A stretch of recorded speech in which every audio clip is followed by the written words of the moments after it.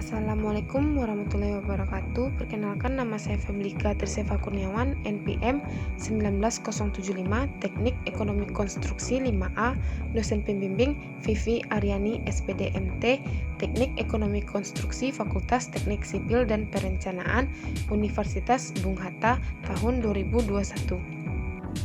Baiklah, saya akan menjelaskan tentang manajemen konstruksi. Kata manajemen berasal dari kata manos, manogo, manage, yang artinya melatih kuda mengangkat kaki. Merupakan kutipan dari bahasa Latin, Italia, Prancis.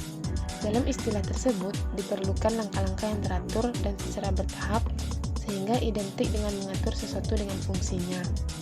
Pengertian manajemen konstruksi adalah suatu yang dilakukan melalui proses manajemen, yaitu perencanaan, pelaksanaan, dan pengambilan terhadap kegiatan-kegiatan proyek dari awal sampai akhir dengan mengalokasikan sumber-sumber daya secara efektif dan efisien untuk mencapai suatu hasil, baik itu konstruksi gedung, sipil, industri, yang memuaskan sesuai sasaran yang diinginkan. Proyek. Apa itu proyek? 1. Semua proyek pasti menggunakan sumber daya seperti manusia, biaya, peralatan, dan lain-lain. 2. Semua proyek pasti memerlukan dana, yaitu anggaran dana atau anggaran biaya. 3. Sebuah proyek mempunyai batas waktu tertentu.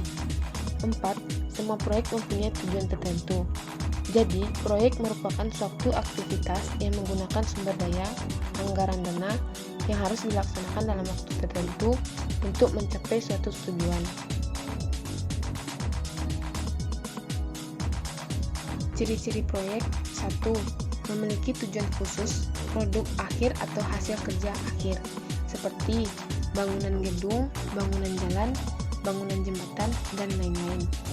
Nomor 2. Jumlah biaya, sasaran jadwal, serta kriteria mutu yang telah ditentukan. 3. Bersifat sementara, dalam arti umumnya dibatasi oleh selesai tugas. 4. Non-rutin, tidak berulang-ulang, jenis dan intensitas kegiatan berubah sepanjang proyek berlangsung. Baiklah, contoh proyek yaitu 1. Pemindahan massa seperti bendungan air. 2. Perubahan massa seperti gedung bertingkat tinggi. 3. Pembenaman prefab atau precast seperti benda-benda prefabrikasi yang dibenamkan ke dalam permukaan. 4. Menyusun prefab atau precast tanah seperti tiang pancang. 5. Penurunan benda berongga seperti fondasi kaisong. 6. Pembuatan lubang dalam tanah arah vertikal. 7. Pembuatan lubang dalam tanah arah horizontal. Dalam sistem proyek ada pendekatan, yaitu 1. Seperti pendekatan sistem, program, project, tes, atau activity. Pihak yang terlibat dalam proyek yaitu pengguna jasa atau pemilik, penyedia jasa atau konsultan pengawas, pelaksana atau kontraktor, konsultan atau konsultan pengawas. Gagasan dasar dan kebutuhan, penentukan lokasi seperti KAK atau TOR, HPS, dokumen seleksi.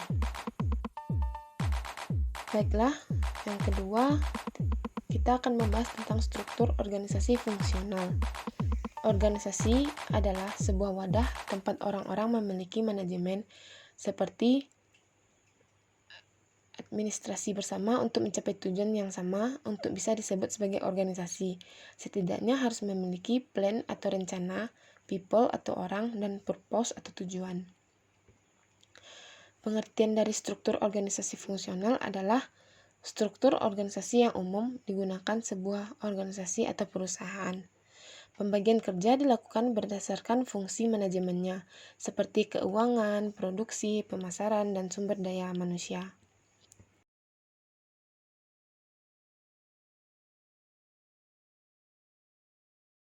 Struktur organisasi fungsional yaitu yang mencakup 1.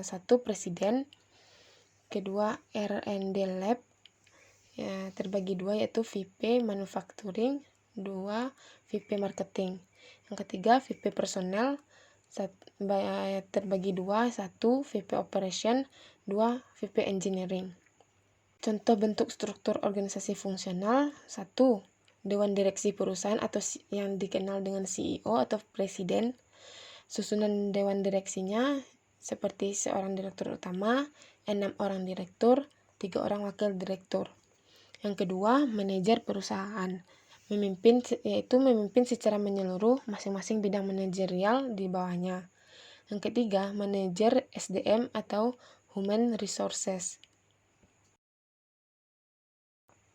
Tugasnya yaitu 1. Mengelola sistem HR di perusahaan, 2. Penghubung antar manajemen dan karyawan, 3. Bertanggung jawab pada payroll dan absensi karyawan, 4.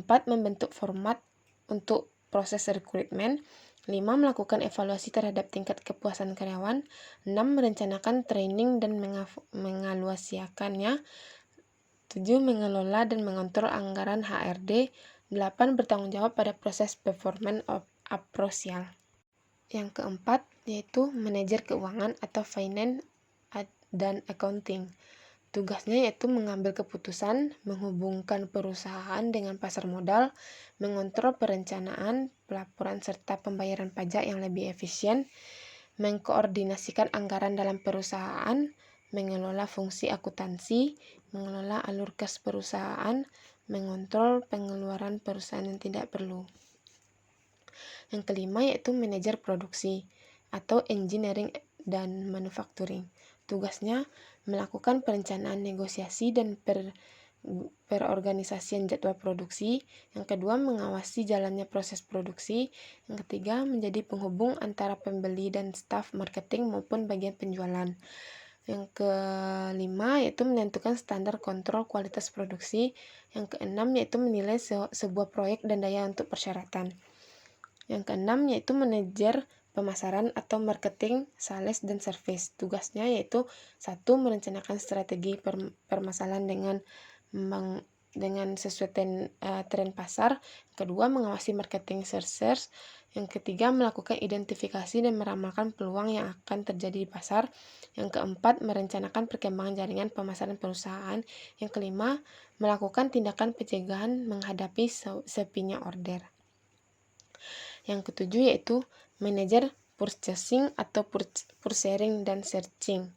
Tugasnya yaitu mengelola kebijakan purchasing. Yang kedua, memilih supplier terbaik untuk kerjasama dalam jangka panjang berhubungan dengan departemen lainnya. Yang kemudian mengawasi proses rekrutmen pada perusahaan. Yang kelima yaitu melakukan penghemat budget untuk penyedia barang. Keuntungan struktur fungsional yaitu accountability, garis kontrol, jelas, fleksibel dalam penggunaan manpower. Kekurangan struktur fungsional yaitu perhatian terpecah antara sasaran organisasi dan sasaran bagian. Timbul konflik antara sasaran organisasi dan sasaran bagian. Koordinasi antar bagian kurang. Sikap tidak menerima dari wakil departemen. Baiklah, hanya itu yang dapat saya jelaskan dan saya sampaikan. Salah dan adanya kekurangan mohon maaf. Assalamualaikum warahmatullahi wabarakatuh.